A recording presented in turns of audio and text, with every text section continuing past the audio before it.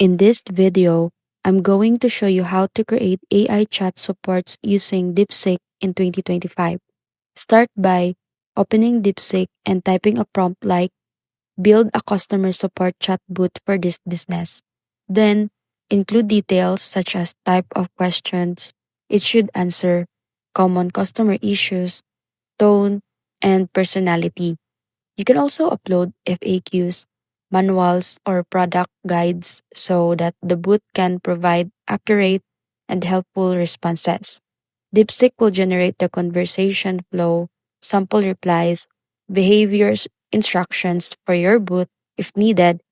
You can also ask to refine the tone, add escalation steps, or improve response clarity.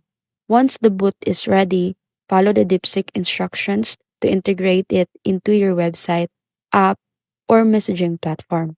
So that's it.